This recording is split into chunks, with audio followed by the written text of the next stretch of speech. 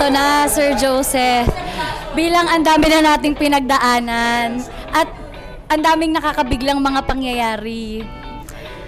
Ngayon, syempre, love ka ni Lord. Anong feeling na biglang, lalaban ulit ako? Diba? Sabi ko sa iyo si Lord yung nagbibigay talaga ng pagkakataon na to. So, matalo manalo, enjoy lang ako. So, hindi ko to ginusto ni Lord. Lalaban ulit ako.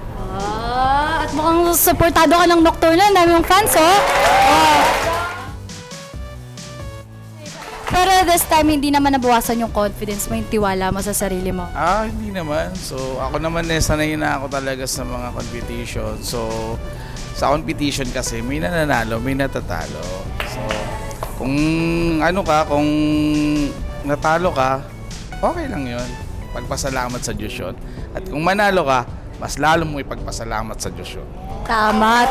Napaka-positive.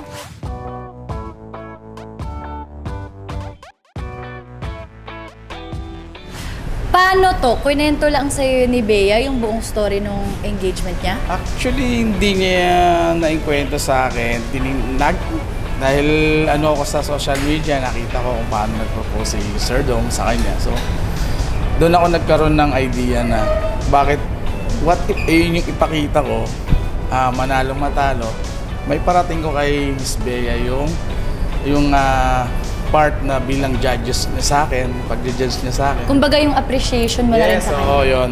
Kung matalo, manalo, okay lang kasi naipakita ko sa kanya. Na chill lang si Kuya Joseph, pero chill but terrible, di ba? Yes, tama. Congratulations, Kuya Joseph. Thank you very much. Okay.